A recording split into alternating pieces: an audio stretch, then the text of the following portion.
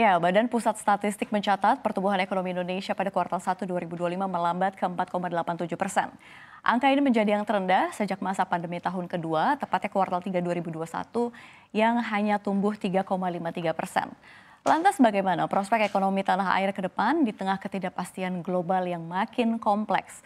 Langsung saja kita bahas dalam menjaga napas ekonomi di tengah badai global. Kita lihat dulu slide yang pertama. Ini kalau kita lihat ada tren pertumbuhan ekonomi Indonesia di mana memang Q1 2025 terkontraksi 0,98%. Ini tepatnya pada saat di 2025 Q1. Kalau kita mundur ke belakang begitu ya, ini terdapat Q1 2024, ini terkoreksi 0,83%, lalu juga diikuti 2023 0,9%, lalu di 2022 0,94%, dan di 2021 di 0,93%. Parahnya memang di 2025 ini terkoreksi makin dalam setelah memang tahun 2021 ini setelah pandemi COVID-19. Dan kita lihat di slide berikutnya, ini ada tren pertumbuhan ekonomi Indonesia yang tumbuh 4,87%. Ini kalau kita lihat di 2025. Kalau kita tarik ke belakang 2024 ini terdapat 5,11. Lalu di 2023 ini terdapat 5,04%, lalu di 2022 di 5,02% dan di Q1 ini 0,69% pada saat COVID-19. Dan memang trennya ini stagnan, tapi memang kalau kita lihat di 2025 semakin dalam. Kita lihat di slide berikutnya, memang perang dagangnya semakin meruncing. Ini lewat kebijakan tarif tinggi antara Amerika Serikat dan China. Tentu saja ini menekan perekonomian dunia. Kondisi bahkan kini dinilai lebih buruk dari masa sebelum pandemi COVID-19. International Monetary Fund, ini atau IMF, memangkas pertumbuhan ekonomi global dari 3,3% pada Januari 2025 menjadi hanya 2,8% di April 2025. Kita lihat, Wakil Menteri Keuangan Thomas Jiwandono menyebut gejolak perang tarif tak hanya memicu pesimisme pasar, tapi juga memberi dampak besar terhadap negara-negara berkembang termasuk Indonesia. Menurutnya, prospek pertumbuhan negara berkembang tahun ini hanya akan berkisar di angka 4%. Kita baca sama-sama ya. Ini ekonomi negara berkembang diperkirakan tumbuh sekitar 4% dan merupakan prospek jangka panjang paling lambat sejak tahun 2000. Ini semakin terlihat jelas ya bahwa perang tarif terutama terjadi antara Amerika Serikat dan juga China. Nggak hanya itu, Thomas juga menyoroti reaksi negatif pasar saham global yang mencerminkan kekhawatiran terhadap dampak perang dagang jilid 2 antara AS dan juga China.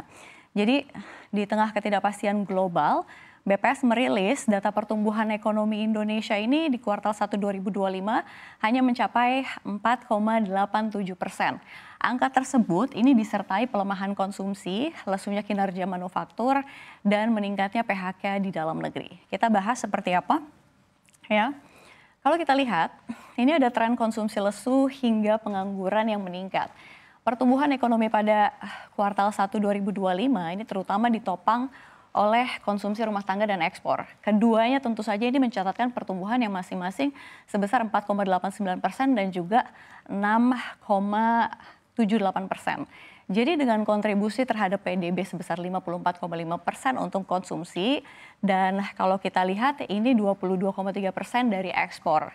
Kalau berdasarkan Kepala BPS Amalia Adiningrat Widiasanti ini menyebut ya, konsumsi memang menopang ekonomi, namun jika dibandingkan dengan kuartal per kuartal sebelumnya, ini pertumbuhannya stagnan. Jadi sejak kuartal 3 2023, konsumsi rumah tangga belum pernah lagi menyentuh angka 5%. Sementara itu industri manufaktur dalam negeri juga menghadapi tekanan berat. Faktor utamanya berasal dari perang tarif global serta serbuan produk-produk impor. Nah, juru bicara Kementerian Perindustrian Febri Henry Antoni Arif ini menyebut ya, Purchasing Managers Index atau PMI Manufaktur Indonesia ini turun ke level 46,7 pada April 2025. Artinya, industri berada di fase kontraksi karena memang angkanya tentu saja di bawah 50. Sementara ekonom S&P Global ini Usama Bati menambahkan ya, kinerja ini merupakan yang terburuk sejak Agustus 2021. Perusahaan juga tercatat mengurangi pembelian bahan baku, tenaga kerja, juga hingga stok barang jadi. Nah, kondisi ini diperkirakan akan berlanjut dalam beberapa bulan ke depan. Hal tersebut juga tercermin dari penurunan indeks kepercayaan industri di April 2005 yang turun menjadi 51,9 dari sebelumnya 52,98.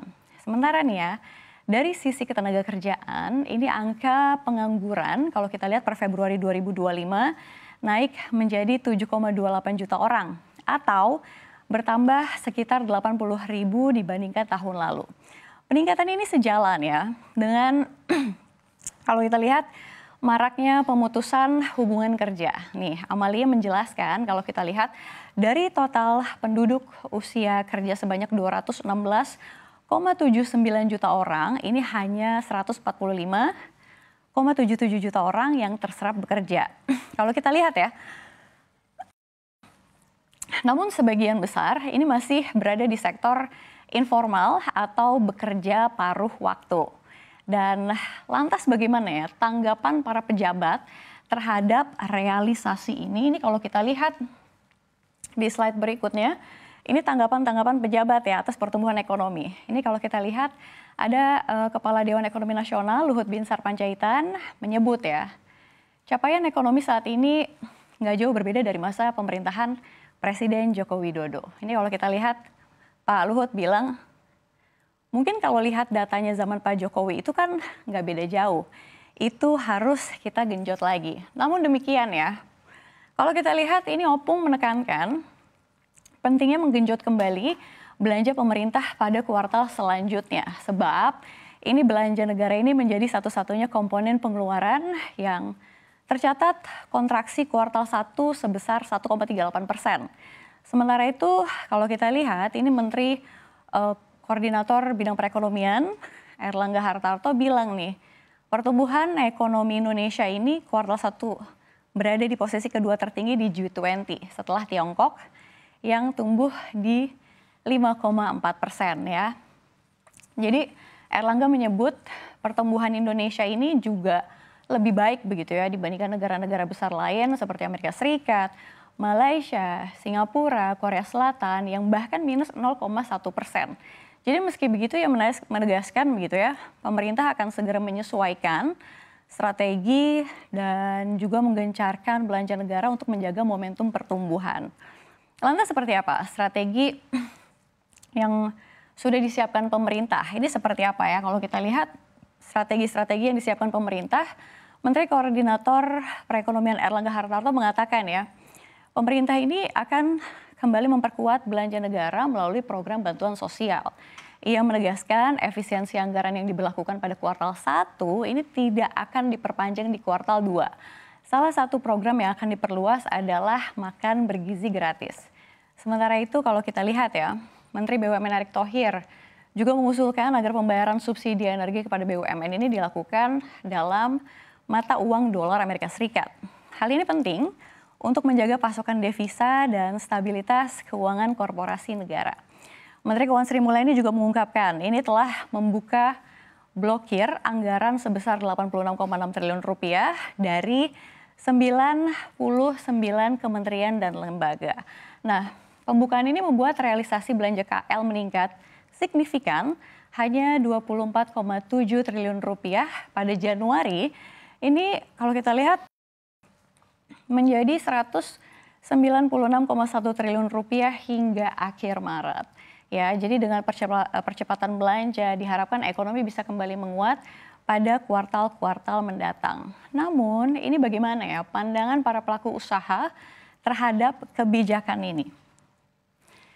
Para kalangan pengusaha, kalau kita lihat melemahnya daya beli masyarakat disebut sebagai penyebab utama lambatnya pertumbuhan ekonomi Indonesia pada kuartal 1 2025.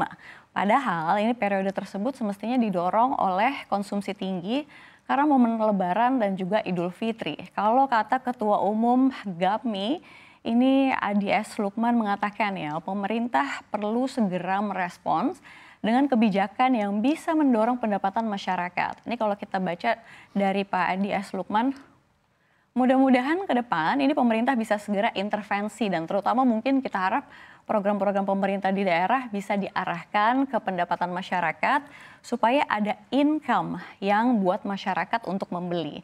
Jadi Adi juga mengusulkan nih agar skema bantuan sosial nggak lagi dalam bentuk tunai, melainkan dalam bentuk voucher atau program langsung barang. Tujuannya agar dana tersebut ini tidak digunakan untuk hal-hal yang tidak produktif seperti judi online. Ya, tentu kita berharap ya, pemerintah ini segera mengakselerasi belanja negara, memperluas bantuan sosial yang tepat sasaran, serta juga memberikan insentif nyata bagi dunia usaha. Memang agar pemulihan ekonomi ini nggak hanya tercermin di atas kertas, tetapi benar-benar terasa oleh masyarakat luas.